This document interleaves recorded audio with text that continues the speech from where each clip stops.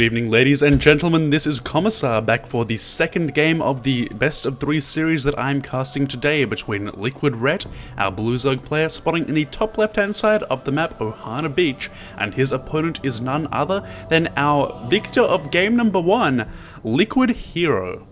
Okay, so Liquid HerO, of course, our Red Protoss player today, he is looking pretty good. His first win did showcase a well-executed parting-esque 2-base all-in. It was simple as that. It just 3 Immortal, 4 Sentries, and then he goes with the Warp Prism straight away, big warp-ins of 7 gates, and that was pretty much as typical as it gets. There are variants of that where we may be going +1/+1 instead of just +1 attack, maybe 1 less gate in order to do that. It can vary a little bit, but for the most part that was a pretty typical push out of HerO. Over on Rhett's side, of course, that was a fairly unfortunate circumstance for him, really. I feel like the big issue for him is just overcommitting and just knowing when to engage, when to not engage. Really picking those engagements, because he really just rushed in at the first opportunity, and I feel like generally being tentative is almost a positive as a Zerg defending that sort of push, because being tentative can mean baiting, having the chance to reduce that Sentry energy count before you actually do go for the big engagements. Okay, so this game we are going to see a slight difference already from Ret. We are going to see him go for that hatch first. Of course, he was behind from the start last game by going pull first and having a slower natural expansion than that of HerO. Of course, whenever a Protoss is just allowed to get their Nexus first, it's going to basically mean that you either want to be pressuring it straight away, or you want to be macroing up for yourself, and generally the idea is to macro up for yourself, go for 3 base, but that almost certainly means a hatch first out of your Zerg player. When it doesn't, well, the Zerg player's in a pretty tight spot, and we saw that last game. It did impact a little bit on that game. Okay, meanwhile, this is going to be scouted straight away by Red. Probably not going to be surprised in the slightest. There is, of course, the Forge at the back, and if you're wondering about this Forge placement, I would like to comment on it right about now. This Forge, you'd notice that in a typical PvZ, the Protoss player will make his Forge down over here at the bottom of the ramp, construct a tight wall in with a Nexus, put a cannon behind it, and be safe as fast as possible. The idea behind having your Forge all the way back here is that it's hidden, so your opponent cannot scout whether you are researching upgrades or not at about the 5, 6, 7, 8 minute mark. They can't see if that Forge is active, so they can't see if there's potential for a +1 or 1/1 timing push coming. They can't, it's denying scouting. And you'd say, well, doesn't that mean that you could risk just dying at the front? Well, no, because the Forge is still fast enough such that you can have a cannon in your mineral line with this pawn placement over at the Nexus. You can have a cannon in your mineral line fast enough to deal with any sort of typical spawning pull Zergling rush, any sort of typical all-in, like your typical 6 pulls, 8 pulls, and so forth. You can defend that with this placement. Okay, so I'm going to see a slight delay of the third by HerO over here. Nothing significant here. We do see a 4-minute 40-second third base out of Ret. Pretty typical there. We do indeed see Queens already up at both the natural and the main. And that is of course going to mean that Ret's just going to be droning up for the next few minutes, just going to be getting his economy to the best point it can be. And we do indeed see the natural making a third Queen, which will of course almost certainly plant a creep tumor, then march over down to that third base. Okay, so we are going to see in the base of Ret this scout, which is going to say, okay, well he knows there's nothing on the Forge right now, because typically we do say yes, that Forge is there to hide information, but what we really need to see from HerO right about now, as soon as possible really, is some sort of ranged unit. Perhaps after the Zealot we'll see a Stalker maybe, but oh my god, we do have a complete wall off here from HerO. And this is very interesting. I feel like this almost certainly means that there will be some sort of big play of 2 bases, and there will be some sort of gateway-based all-in, because he obviously plans to warp in outside of his base. He doesn't have any probes out there, so it will be Warp Prism-based, based off the fact that there's a robotics here. And I would suspect that we are going to see indeed, yeah, big timing push. And oh, we do indeed see Ret having full vision of the Forge, and that is a big sign, and Ret does indeed notice. He looks at his Overlord right now, sees, okay, I know +1's on the way, I better look out for that. Now there is the potential that we're seeing mind games from HerO. He may just be trying to sort of metagame his opponent, try to say, okay, I'm going to show you my upgrade, then I'm going to not push the way you'd expect me to. But that's unlikely.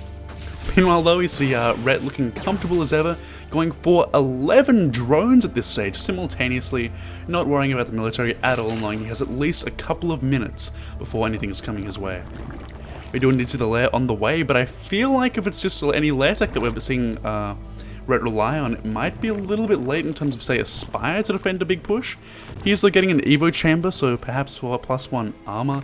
We'll have to wait and see though, because he does have the Rotoran as well. I say +1 armor because if he is planning to go for any sort of quick lair tech, it'd be more convenient to go with a Ling-based build. And that one +1 of course applies to the Roaches and the Lings, but we'll have to wait and see. And it is indeed going to be the Roaches attack upgrade. So I guess that means we're going to see Infestors as opposed to Mutalisks coming out in a couple of minutes. And that's fine. We all know Infestors are pretty damn good at just about everything in this game. And we are going to see, meanwhile, HerO apparently take a third base. So despite the complete wall off, despite the Warp Prism actually going to coming out now, despite the +1 happening very early on, it appears that HerO is just going to be a little bit more conservative here, although perhaps not, as he is marching out, having broken down those rocks, and this is very curious indeed. But meanwhile, of course, Rhett has made a huge swell of units. There are slowlings, though. No speed has been researched quite yet, so Rhett cannot surround this army. With speed, he could have crushed it just then, but of course, without speed, you do have to be very, very careful indeed about how to pick your engagements. But speed is now done, just a couple of seconds too late, and he is going to not push in just yet. A couple of, if he could bait a couple of force fields right now, that would be game breaking. And meanwhile, we do indeed see the Lings scouting the Warp Prism, so that drop is not gonna happen. These models are gonna have to wait for another day. And a heavy Ling army, but 18 Roaches are on the way, and I feel like Red is in such a better position than last game. His army is out a little bit earlier, it's out in time, his creeps out to his linking his natural and his third base for good defense, and he's just going to move in here, and he almost has enough to just crush this. I think he might, in fact, and he's going to get a good surround. Of course, the sentry count as low as 3 is going to be pretty meager, pretty weak against this push, and we're just going to see these Immortals crumbling. The Warp Prism nowhere in sight, as if that Warp Prism was nearby, it could have saved these Immortals, and it gets one out of there.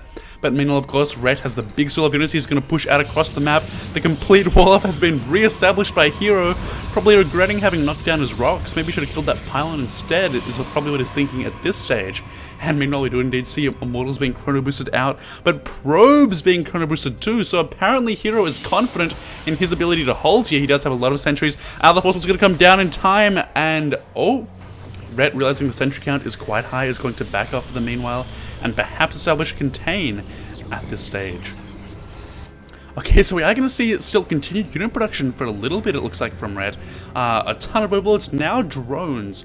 So apparently not going to go beyond this army size, but this is quite a sizable army, 140 supply. Quite a good spot to be sitting on. As of course, Rhett can be a little bit aggressive. He can poke around, get some map control, know what's going on. And at the same time, he sees the Warp Prism there. That's very good intel. Now he knows to watch out for the drops and the warp-ins. Meanwhile, of course, we do have to note that Rhett can get that map information, that map control. He can be aggressive, and at the same time, he's got quite a high supply count, so he can max out pretty quickly at this stage. Okay, so HerO does have an enormous sentry count of 11, so he is not going to die, I suspect, right away, although he could take a lot of damage, of course his DPS is quite low, and there you go.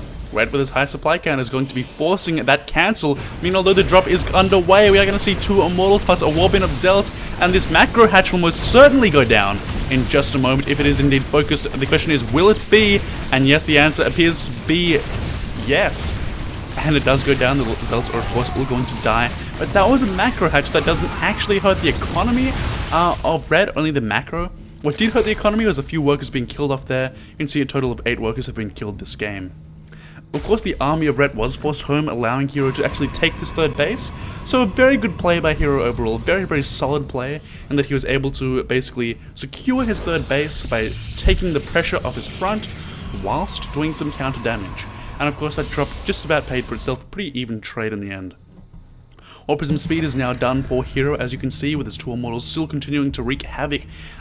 Potentially wreak havoc. We'll have to wait and see about that one. Although the army of HerO is probably a little bit too far forward here for my liking. Force fields can't really go down on top of this army because the Colossus will crush the force fields, and all of these sentries are going to die. This immortal is probably going to die as well, unless it is picked up by this Warp Prism. A additional warp-in of Zealots is going to help delay the inevitable, it seems like, for HerO, as he is in so much trouble here. This 3rd base is certainly going to fall, and that is going to be a huge, huge blow to HerO.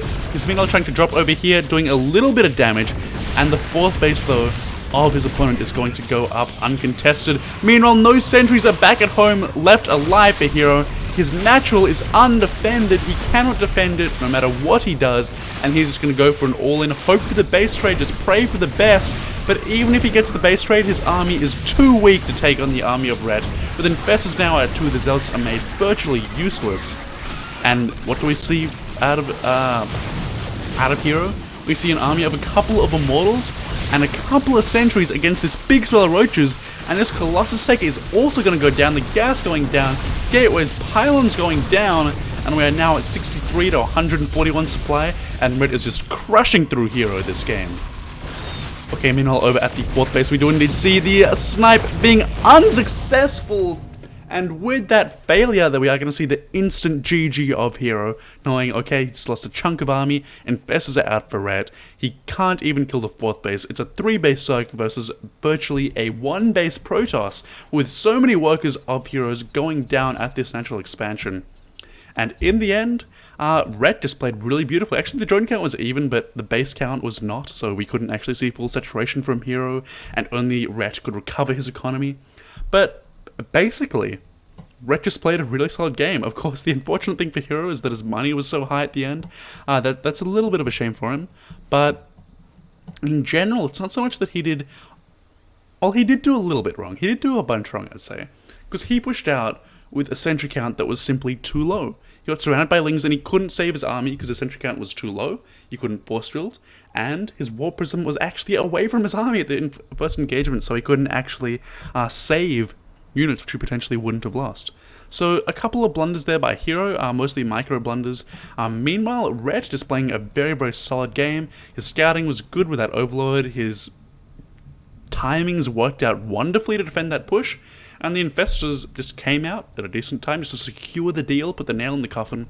And that was a pretty solid second game. So we are tied up 1-1 now in this best of 3 series, these players showing us how evenly matched they are. And I'm going to go straight into game number 3, and I hope you will join me in just a moment.